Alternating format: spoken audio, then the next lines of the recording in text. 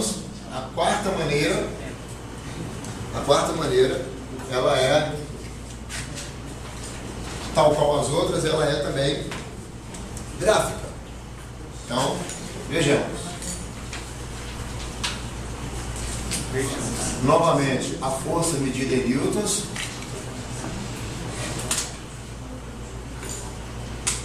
Esse deslocamento medido em metros. Só que agora, nós não vamos ser mais ser generosos não com a força, né? Então a gente tem algo desse tipo, ó. Né? Onde aqui nós temos uma posição x inicial, posição F, uma força F inicial, uma força F final e uma posição x final. X final, bem, usar a fórmula nem pensar, né? Já não dava aqui. Usar a área é uma boa estratégia. Por quê? Porque não dá para usar a fórmula e a gente tem que calcular esse negócio. Agora, aquela área não é nem um triângulo, nem um quadrado, nem um trapézio. Que área é ela? Não sei. Sei que área é essa. Então, nós vamos usar a estratégia que alguém já tinha falado aqui antes. Falou de quadrado e triângulo. Dividir as áreas. Né? Então, a gente vai dividir isso aqui em áreas conhecidas. Né? Essas áreas, elas são conhecidas, porque são retângulos. Então, ó.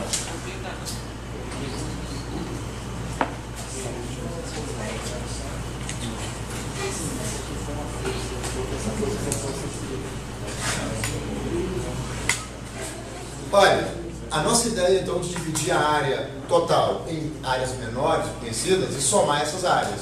Então, a princípio, vamos ver aqui. Deixa eu apagar aqui para a gente ficar mais à vontade aqui. Qual que é a área desse cara? É base vezes altura. Eu preciso somar base vezes altura desse cara, mais base vezes altura desse camarada aqui, mais base vezes altura, mais base vezes altura. Vamos lá. No nosso eixo aqui, a base, ela vai ser um delta x, concorda? Sim ou não? A base é um delta x, que é esse x e até esse x. X final menos inicial dá um delta x, correto? E a altura, ela vai ser um F. É o F, a força, correspondente àquele delta x. Por exemplo, para esse delta x, nós temos esse F0. Para esse outro delta x, nós temos uma outra força, um outro F. Okay? Então, eu preciso fazer 1, 2, 3, 4. Dividir em 4 retângulos. Então, eu vou fazer F vezes, vou dizer isso, ó. O trabalho é igual a F vezes delta x do primeiro retângulo, mais F vezes delta x do segundo retângulo, mais F vezes delta x do terceiro retângulo, mais F vezes delta x do quarto retângulo. A força também deveria ser diferente? É diferente. Essa força é a força que está multiplicando no primeiro retângulo. Sim, mas aí, por exemplo, quando você utiliza como F, não dá noção de quem é a mesma força? Não, porque tem um índice fora, os dois são entre parênteses, então esse índice é entre os dois. Então eu tenho a força correspondente ao primeiro delta x vezes o primeiro delta x. Mas, agora é outra força, porque tem outro índice aqui fora. A força correspondente ao segundo, entendeu? A gente está somando a força correspondente a cada um. A força está mudando também. Certo? Então, eu preciso escrever isso. Eu posso escrever isso de uma maneira mais econômica. Né? Eu posso pegar esses mais aqui, ó, eu escrevo como um somatório. Né? Então, eu já condensei esses mais aqui, ó, dentro desse símbolo, somatório. que eu vou somar? O que eu estou somando aqui? F vezes ΔX. Ok. Agora, eu estou somando quantos F ΔX? Eu estou somando, eu vou chamar de I, e esse I, ele vai valer 1 no primeiro, vai valer 2, 3, 4. Então, como é que eu faço isso? Eu escrevo que o I, ele varia desde 1 até 4. Então, eu estou dizendo que o trabalho é igual ao somatório, com I variando de 1 até 4, de F ΔX I. Então, vamos ver o que é isso aqui, ó. Quando o I vale 1, eu tenho F ΔX1, está aqui. Quando o I vale 2, ele vale de 1 até 4. Eu tenho F ΔX2, está aqui. E o somatório está aqui, ó, mais. Então, o I está variando de 1 até 3, de 1 até 4. Ok? Esse é o meu trabalho. Vocês estão contentes com esse trabalho, com essa área abaixo do gráfico aqui? Que ela está representando, né, idoneamente a curva abaixo do gráfico? Não? Por quê? Porque tem sobra. Vamos pegar essa sobra aqui para ver o que dá para fazer. Vamos fazer o seguinte, ó. Eu vou fazer retângulos diferentes, então, e aí eu não vou levá-los até embaixo. Vou só colocar assim.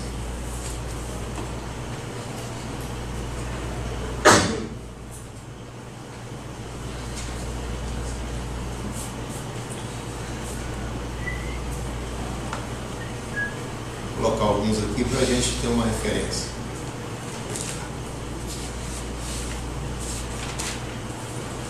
Bom, agora vamos olhar aqui e ver se está nesse pedaço que a gente trabalhou. Compara a área abaixo da curva nesse pedaço com a área abaixo da curva nesses outros dois pedaços, por exemplo, que é onde a força está variando mesmo. Já melhorou um pouco? Melhorou, né? Então, o que nós tivemos que fazer para poder melhorar? Diminuir a base. Então, a quantidade de retângulos ali aumentou ou diminuiu? Aumentou. Mas ainda não ficou 100%, né? Ainda não ficou 100%. Mas eu já sei que eu vou ter que aumentar o número de retângulos. Correto? Eu vou ter que aumentar o número de retângulos. Aumentar para quanto? Não, ainda não sei. Então, eu posso escrever essa expressão para o trabalho assim, ó. O trabalho é igual o somatório dessas áreas, F ΔX I, só que eu vou colocar o meu I variando de 1 até N. Vou botar 4, vou colocar N. N nós vamos determinar, né, quanto vai ser. Então vamos tentar determinar a quantidade aqui. Bom, eu vou diminuir então ainda mais. Vamos lá.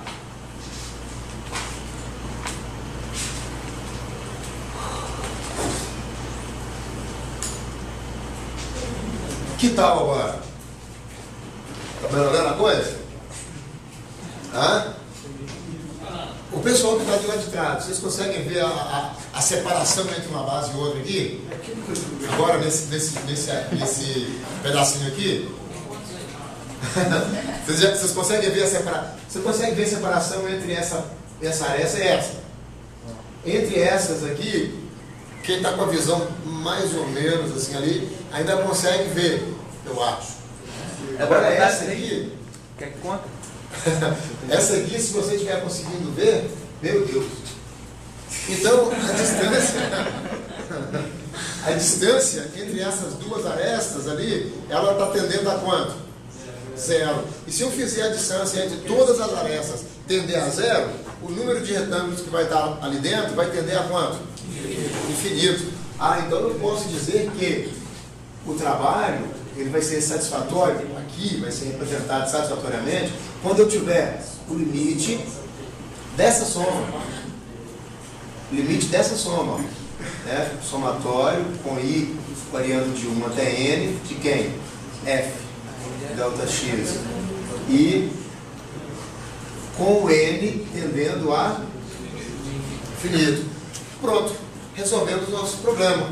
Agora nós conseguimos encontrar o trabalho quando a força é uma força estranha como essa, uma curva estranha. É só a gente colocar infinitos retângulos ali dentro e somar a área deles. Sem problema. Essa é a primeira questão de prova. Some as áreas de infinitos retângulos. Eu posso até dar a dica, se você não lembrar que tem que somar as áreas, né? Eu calculo o trabalho somando as áreas dos infinitos retângulos. Tá? Deixa meio obscuro. O problema é que infinito não é um número, não é um valor, não é algo que a gente possa manipular. Infinito é um símbolo. Quer dizer que o número de retângulos aqui aumentou tanto que ele tende a infinito. Agora, aí nós fazemos considerações. Quando o número de coisas que nós estamos somando, ele deixa de ser assim, ó, discreto, como nós dizemos, ele tem um valor aqui, outro aqui, e não tem valor no meio, intermediário. Que é igual aqui, ó, esse ponto ele existe aqui, mas ele não existe aqui. Existe um próximo aqui, mas não existe aqui. Então isso é uma distribuição discreta de pontos. Nós usamos um somatório. Nós somamos 1, 2, 3, 4. Isso nós fazemos. É o que nós estávamos fazendo quando as bases, né, elas eram discretas. Né? Agora, quando nós temos isso aqui, ó, tantos, que ao invés de parecer uma distribuição discreta, parece uma distribuição contínua. Aí nós já não somamos dessa maneira. Esse espaço entre eles agora tendeu a zero. E aí nós não somamos mais com um somatório, nós não usamos. Ainda é uma soma, só que nós não usamos o símbolo do somatório. Nós usamos um outro símbolo que nós chamamos de integral. É uma soma, só que ela é uma soma quando a distribuição que você está somando ela não é discreta. É uma soma para quando a distribuição que você está somando ela é contínua. Ela pode ser representada por uma função. Por exemplo, se for dessa maneira aqui, ó, ou dessa maneira, aqui você tem uma função constante, aqui você tem uma função do primeiro grau. Então é uma distribuição. Então, tiramos o somatório, o limite, nós vamos trabalhar ele aqui, ó, f. Esse ΔX, lembra quando a gente estava falando de velocidade média? A gente tinha ΔS sobre ΔT. Quando nós começamos a falar de velocidade instantânea, a gente fez um intervalo, né, de tempo diminuir cada vez mais. Quando ele tendeu a zero, nós substituímos o delta por quê? D. Então aqui a gente vai ter dx. E pronto. Agora a gente, ao invés de escrever isso, né, nós escrevemos isso. O trabalho é igual a integral de f dx. Se você, aqui, se você lembrar aqui, a gente tinha aqui o trabalho era igual força vezes distância. Vamos colocar a distância no eixo x. Força vezes distância. Né? Mas, se eu estou falando de uma força que está mudando a cada instante, então eu não posso usar essa força constante. Eu preciso somar as áreas do triângulo. Então, uma basezinha bem pequena vezes o valor da força correspondente a ela, mais uma outra basezinha pequena vezes o valor da força correspondente a ela, mais. Então a gente está somando aqui as áreas infinitesimais para poder conseguir preencher toda a curva, né, de forma a ter um resultado satisfatório para o trabalho. Sem a preocupação de resolver isso aqui, só a questão do entendimento até agora, beleza? A ideia, tá tranquilo? Porque vocês vão ver que a ideia é que é importante, que a resolução é tão fácil quanto a resolução de derivada. Né? Na verdade, ela é às vezes chamada de antiderivada, né? Porque ela vai fazer uma inversa da derivada. O que a derivada faz, a integral desfaz, e vice-versa. No final, não vai ser aquela batida, aquela talvez vocês conheçam, ou dos carnavais, mas eu vou contar a história para vocês de derivada e integral, que quem conseguiria, porque entendeu a matéria. E vocês agora vão passar a ser tentados a contar piada que ninguém entende. Ainda vocês entendem, mas vocês vão ver que as pessoas vão ficar olhando para vocês, e você chorando de rir, e a pessoa olhando para você assim. Os que são mais, assim, seus amigos, vão dar uma risadinha assim, bem discreta. Aí você pensa, nem entendeu. Tá pensando, ou então está pensando que entendeu, né? Bom, agora vamos para resolução. Como é que a gente resolve um negócio desse? Né? Essa integral, ela foi desenvolvido inicialmente para calcular a área. É tanto que a gente partiu do cálculo de área, né? Aí nós fazemos relação entre a área e algumas grandezas físicas, usamos essas integrais para, né, encontrar essas grandezas físicas. Bom, vamos fazer o seguinte. Eu quero integrar x elevado a alguma coisa. N. O que significa cada parte dessa? Esse dx, ele está indicando sobre que eixo que eu estou integrando. Se é dx, quer dizer que eu estou caminhando ao longo do eixo x. Tá? E aí eu faço assim, ó. Vamos supor que fosse um dx. Esse dx vezes a distância correspondente a ele, a altura aqui, né, a altura. Mais esse próximo dx vezes a altura correspondente a ele. Tá? E aí eu vou outro dx vezes a altura correspondente a ele. Então, dx, ele está me indicando ao longo de que eixo eu estou caminhando. E a função que está aqui, ó, f, aqui x elevado a n, por exemplo, ela está dizendo que eu vou subir aqui até onde? Até uma área que é delimitada pela curva. Então eu vou subir até a curva. Quando eu ando próximo de x, a curva mudou, então eu subo até onde ela mudou. É a curva, a posição, né, na curva ali referente àquele dx que eu estou nele. Então, esse dx indica o eixo que eu estou integrando, eu estou andando, e esse f, ou esse x elevado a n, a altura que eu vou jogar a altura do triângulo, do retângulo, para bater lá na curva. E aí, Juliano, que entra a diferença, não é a mesma força, porque a força vai ser dada por uma função, igual aqui, ó, x elevado a n. Então, essa função, em cada momento, ela tem um valor. Esse valor que ela tem em cada momento é o valor que eu estou multiplicando pelo dx aqui. Então, esse f está mudando, na verdade. Né? Função x. Função de x. Bom, isso aqui, pessoal, vamos lá. Praticamente todo mundo já sabe, né? Como é que eu faço para poder... Quanto que dá isso? X elevado a n mais 1 sobre n mais 1. Vai ter uma constante aqui, uma constante de integração, que nós chamamos, a princípio, claro, a professora de cálculo ela vai trabalhar isso com devido rigor matemático, aquela coisa toda. Para nós aqui na física, essa constante, ela porque é o seguinte, eu não sei onde que eu estou começando a somar e onde que eu estou terminando. A minha integral, ela é indefinida, ela não tem limites de integração. Começa a somar em tal lugar e termina e tal. Não tem. Então essa constante aqui para nós, ela vai servir para ajustar isso daí depois. Quando eu conhecer as condições iniciais do meu experimento, qual era a posição que ele estava no início, a velocidade que ele estava no início, eu vou poder determinar o valor dessa constante para ter o resultado que eu quero. Ok? Então vamos para um exemplo claro aqui, um exemplo clássico, né?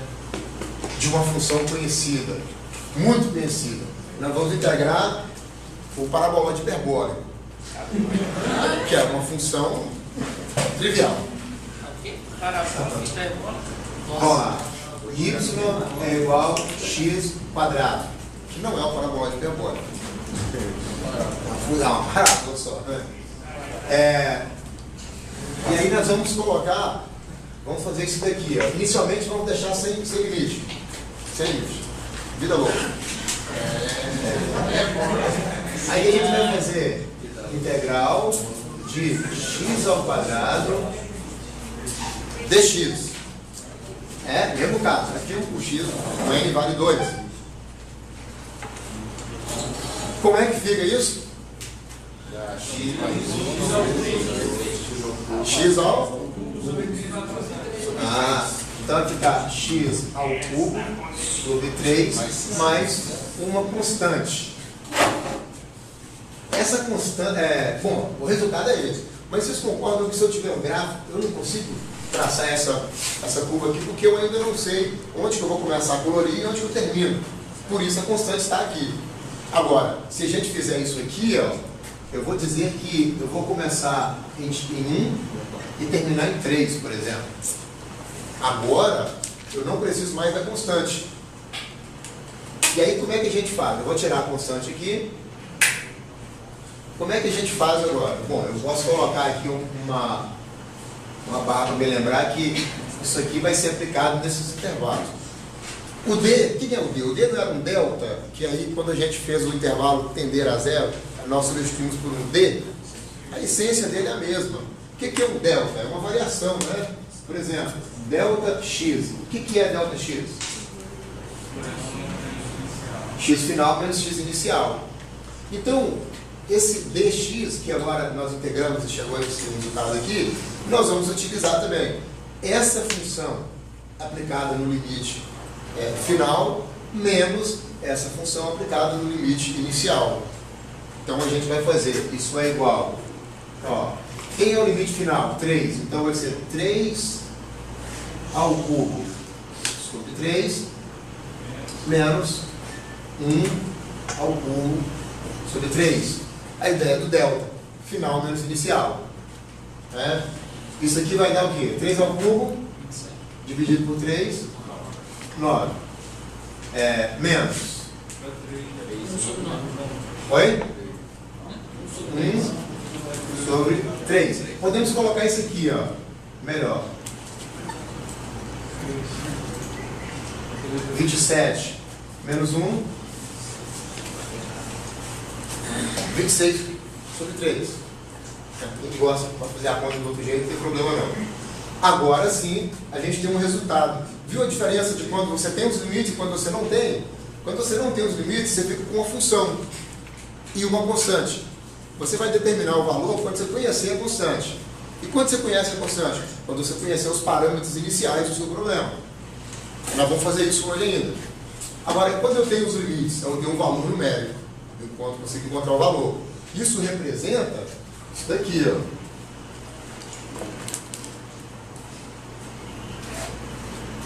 X, Y, tantos.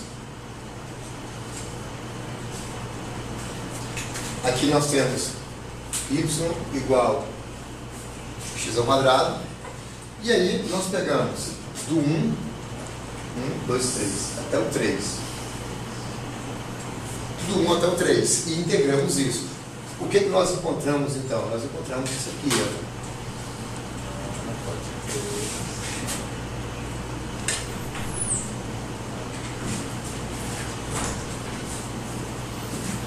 Nós encontramos o valor da área abaixo da curva naqueles intervalos, ou nesse intervalo. Isso é o que significa o resultado dessa integral. A área aqui abaixo desse intervalo. Ok? Tudo bem até agora? Então, com essa integração aqui, com essa técnica, claro, nós estamos usando uma técnica para integrar um polinômio, um nome. Em cálculo, vocês vão estudar técnicas para integrar outras funções. Outras funções. Vamos ver aqui o tempo para ver se dá para a gente. Dá muito tempo. Vamos ver aqui agora a mesma coisa que a gente tinha. Aqui posso apagar, né? Mesma função, só para a gente ver aquela relação que eu disse entre a derivada e a integral. Então, nós vamos pegar a função x quadrado. Então, f de x vai ser o nosso x ao quadrado. Quando eu integro o f de x, ou seja, a integral de x ao quadrado dx, sem limites, vai dar o quê?